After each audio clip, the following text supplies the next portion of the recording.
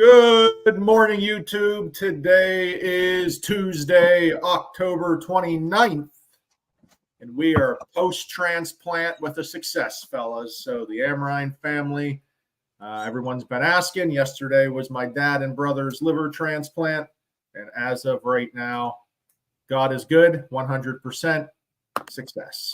So there we go. That's great news. Yes, that's the news we all wanted today. Definitely, that's the news I wanted. That's for sure. Oh yeah, yeah. So long day waiting. Got that out of my dad's going to be shocked when he wakes up this morning and it's Tuesday, because last time he knew it was Monday morning. So we'll see him this morning, but for sure a good day. Also, it doesn't look like Tommy Boy did much sleeping last night. Great game, big win. Were you in attendance, Thomas? Big game. I was in attendance. Looking to go to bed here for the first time after this little chatter. God bless. No morning pre-approvals for Tom. Great game though. Steelers always find a way to hang on. What's Tomlin now? 21-3 on Monday Night Football, and him and Bill Cowher are undefeated at home on Monday Night Football. Did notice, played Renegade for no reason, up 2 scores. The other team comes down, drives right down the field. The fact that Renegade has become an every game song is a joke. They need to take it back to what it used to be. Used to see Renegade like twice a year, 3 times a year, big moments.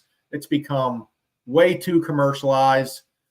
People just go there to, it's stupid, whatever. We'll move on, but there's my I agree. I mean, yeah, there was no need to play it there in that situation. And what happens? They always play it before the kickoff too. Yep. Like, of course, they got to Tom. They got to play it. ESPN zoomed in with their little camera. Everyone was waving their towels. They got their shot.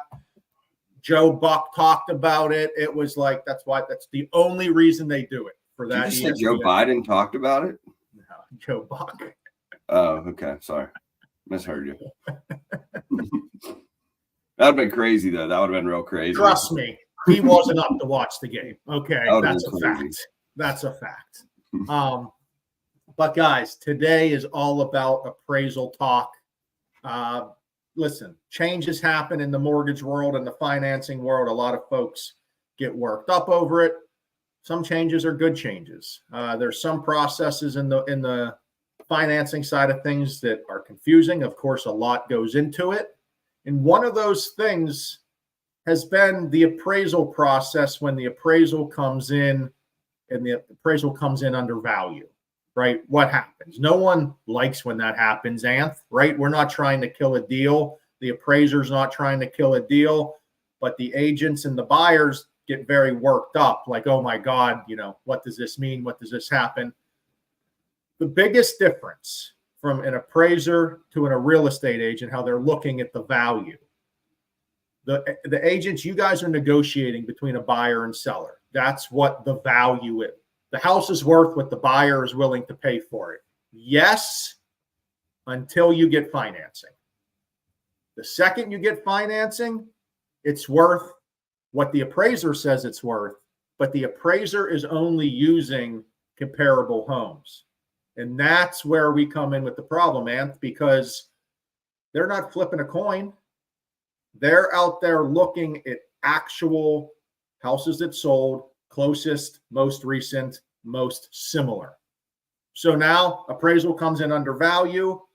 And at this point, we kind of just say, hey, agents, do you have any other comps? We go back to the appraiser. There's no real standard process, and that's what's changing. There's now going to be a standard form. There's going to be a standard process. And then the appraiser is also going to have to kind of let us know what their outcome is on their findings.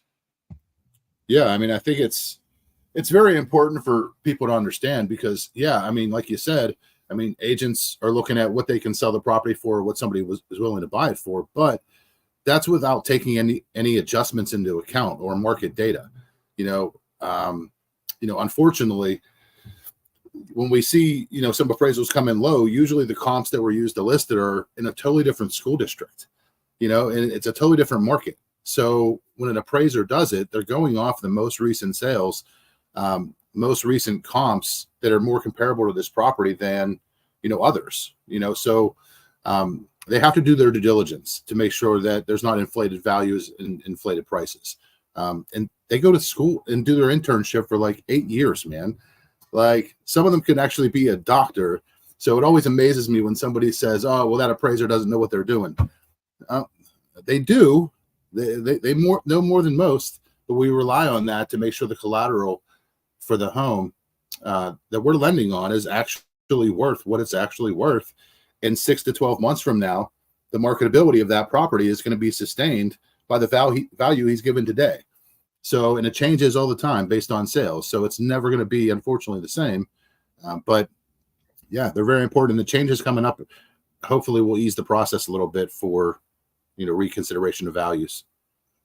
Yeah. And I mean, frankly, $1 million listing kind of ruined this for everyone. Because of course, when you see $1 million listing, I'll offer this all cash, 14-day close. Sure. If you're paying all cash, you don't have to worry about an appraisal. But most people in the Pittsburgh market, they're not paying cash. They are getting financing for their home. And that's when you have to follow the financing guidelines, Tom. And that's where the difference comes in. You don't want to deal with mortgage guidelines. You don't want to deal with appraisal issues. Pay cash for the home. Pay cash because, when you ultimately pay cash, what that means is you're buying the home for yourself. With the financing, I mean, we don't technically own it as the bank, but we have the majority of the money into the house as the bank. So we got to make sure that the house or the collateral is worth it. I mean, that's the name of the game. That's how it always is going to play out. The bank's always going to have the last hoorah on what that house is worth if you're getting financing with no cash. Yeah, and of course, remember, guys, West Penn Financial loan officers at West Penn Financial make no money unless the loan closes. It doesn't do us any good to deny loans. We don't want to make the process any harder, but frankly, we don't make the rules. We just got to follow them, and we're just doing the best we can to get you through the process as smooth as possible. So just keep this in mind. There are things about the mortgage process, the appraisal being one of them, that some agents just say, the appraisal has to get done on every home. If you're getting a financing, it is what it is. Not all appraisal processes are created equal. Not all lenders are created equal. Not all underwriters are created equal. Okay. We believe our process is very good. We believe in our appraisers that we have on our panel that are picked randomly through zip codes, but you can't get on West Penn's panel of appraisals just by calling in and say, hey, I want to work with West Penn. You have to give examples of your appraisals. Our head underwriter must review them, and then we must approve you. And then once we approve the appraiser, they tell us where they want to work and what zip codes they want to work out of. It's not like every lender goes into this same big pool and all uses the same appraisers. That is not how the business works. And again, we are confident in our appraisers that they very much know what they're doing, and we work with appraisers that we're confident with. Well said, sir. So again, agents, give us a call. We can explain the appraisal process a little bit more. Ant, you got anything else for us today? You know what? The one tip that I can give agents is, if you feel that your offer going in, might have an issue as far as value, ask the listing agent for the comps they use ahead of time, so that, that can be submitted right to the appraiser after the appraiser comes back if there's any issues. You have to have the receipts for what you're listing this property for, which would be the comps. So you can't just throw it up and say, hey, we'll sell it for this. I'm sure a lot of agents are doing their research. So if you have it ahead of time, that might smooth the process, make things a little quicker. So, and Ant, if you have a listing and you don't have comps to support your price, shame on you. That might be an issue. That might be an issue. And also to end up chili cook-off, West Penn Financial this Saturday, 11 to 3, 2250 Babcock Boulevard. Come on down, eat some chili. We got a great lineup of chili contestants. It's not too late. If you want to make a chili, let one of three of us know, and see everyone Saturday at the chili cook-off. But before then, we'll be back Friday for some more fun. So have a great week, fellas. See you Later, guys. boys.